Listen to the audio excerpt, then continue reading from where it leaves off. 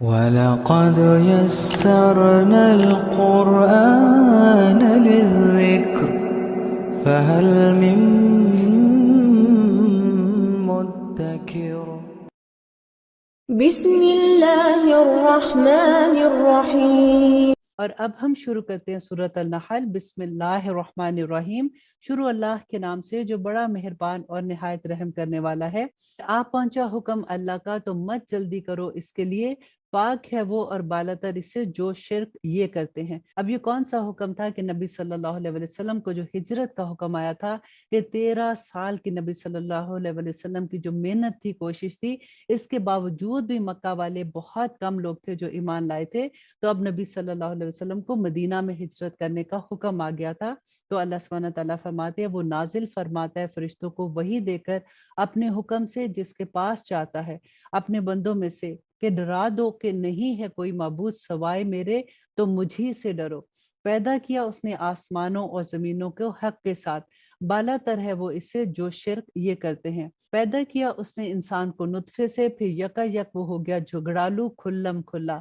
اور آیت نمبر 5 میں اللہ سبحانہ تعالیٰ فرماتے ہیں اور مویشی پیدا کیے تمہارے لیے، ان میں سردی سے بچاؤ اور دوسرے فائدے ہیں، اور ان میں سے تم کھاتے بھی ہو، اور تمہارے لیے ان میں جمال ہے جب شام کو انہیں واپس لاتے ہو اور جب صبح کو چرانے لے جاتے ہو، اور اٹھاتے ہیں تمہارے بوجھ شہر تک، نہ تھے تم کے پہنچ سکتے جہاں تک مگر مشقت اٹھا کر اپنی جانوں پر، یقیناً تیرا رب بہت شفیق اور مہربان ہے۔ دیکھیں اللہ سبحانہ تعالیٰ نے ہمارے لیے کیا کیا نعمتیں پیدا کی ہیں، اور اللہ سبحانہ تعالیٰ فرماتے ہیں اور گھوڑے اور خچر اور گدھے پیدا کیے تاکہ سوار ہو تم ان پر، اور زینت کے لیے بھی، اور پیدا کرتا ہے ایسی چیزیں جن کا تمہیں علم بھی نہیں ہے، اور اللہ تک ہے سیدھا راستہ، اور بعض راستے ان میں ٹیڑھے ہیں، اور اگر وہ چاہتا تو ضرور ہدایت دیتا تم سب کو۔ وہی ہے جس نے برسایا آسمان سے پانی تمہارے لیے، جس میں ہے پینا، اور جس سے درخت شاداب ہوتے ہیں، اور جن میں تم اپنے مویشیوں کو چراتے ہو۔ اگاتا ہے وہ تمہارے لیے اسی سے کھیتی اور زیتون اور کھجور اور انگور اور ہر طرح کے پھل۔ یقیناً اس میں بڑی نشانی ہے ان لوگوں کے لیے جو غور کرتے ہیں۔ اور اس نے مسخر کر دیا تمہارے لیے رات اور دن، اور سورج اور چاند اور ستارے بھی مسخر ہیں اسی کے حکم سے۔ یقیناً اس میں بڑی نشانیاں ہیں ان لوگوں کے لیے جو عقل سے کام لیتے ہیں۔ اور وہ چیزیں بھی پھیلا رکھی ہیں اس نے تمہارے لیے زمین میں مختلف رنگوں کی، یقیناً اس میں بڑی نشانیاں ہیں ان لوگوں کے لیے جو نصیحت حاصل کرتے ہیں۔ اور آیت نمبر 14 میں اللہ سبحانہ تعالیٰ فرماتے ہیں اور وہی ہے جس نے مسخر کر دیا دریاؤں کو تاکہ کھاؤ تم اس میں سے گوشت تر و تازہ، اور نکالو اس میں سے زیور جسے تم پہنتے ہو، اور تم دیکھتے ہو کہ کشتیاں پانی کو پھاڑتی چلی جاتی ہیں اس میں، اور تاکہ تلاش کرو اس کے فضل کو، اور تاکہ تم شکر گزار بنو۔ اور آیت نمبر 15 کے رکھ دیے اس نے زمین میں پہاڑ کہ ڈولنے نہ لگے تم کو لے کر، اور دریا اور راستے بنا دیے تاکہ تم راہ پاؤ، اور نشانات بنا دیے راستوں میں اور ستاروں سے، اور وہ راہ پاتے ہیں۔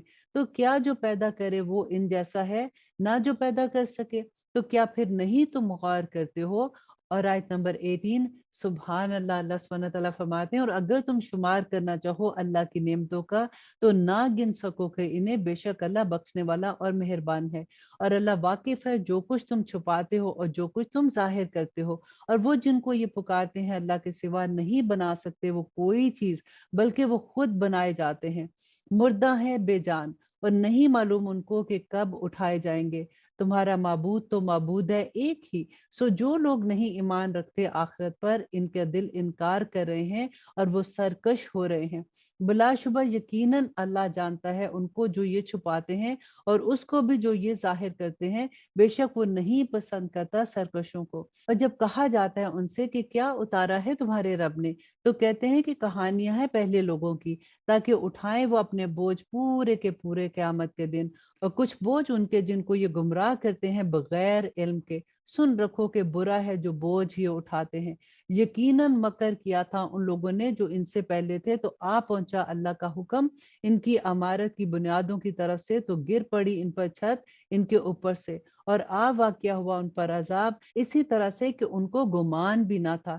پھر قیامت کے دن وہ ذلیل کرے گا ان کو اور کہے گا کہ کہاں ہے میرے شریک، وہ تم جھگڑا کرتے تھے جن کے بارے میں؟ کہیں گے وہ جن کو دیا گیا تھا علم کے، یقیناً رسوائی آج کے دن بدبختی ہے کافروں کی۔ اور آیت نمبر 28، وہ جن کی روحیں قبض کرتے ہیں فرشتے جبکہ وہ ظلم کر رہے ہوتے ہیں اپنے حق میں، تو ہو جاتے ہیں فرمانبردار کہ نہیں کرتے تھے ہم کوئی برائی، کیوں نہیں، یقیناً اللہ خوب جانتا ہے جو کچھ تم کرتے تھے۔ سو داخل ہو جاؤ دروازوں میں دوزخ کے، ہمیشہ رہیں گے اس پہ، سو بہت برا ٹھکانہ ہے تکبر کرنے والوں کے لیے۔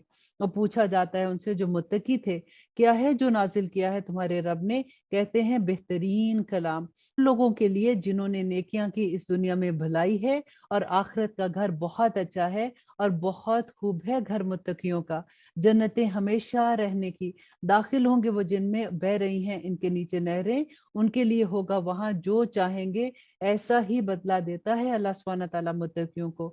وہ جن کی روحیں قبض کرتے ہیں فرشتے جبکہ وہ کفر و شرک سے پاک ہوتے ہیں، مطلب نیک لوگ، کہتے ہیں سلام ہو تم پر، داخل ہو جو جنت میں بدلے میں ان کے جو تم عمل کیا کرتے تھے۔ دیکھیں سارا معاملہ عمل کا ہے، اسی لیے میں بار بار آپ لوگوں کو انڈر لائن کراتی ہوں، جہاں پہ بھی ایسی بات آتی ہے کہ اللہ کے احکامات کے مطابق زندگیاں گزارنا یہی تو اچھا عمل ہے نا، تو اللہ سبحانہ تعالیٰ اس کے بدلے میں جنتیں نوازیں گے انشاءاللہ۔ کیا منتظر ہیں یہ مگر اس کے کہ آ جائے ان کے پاس فرشتے یا آ پہنچے حکم تیرے رب کا؟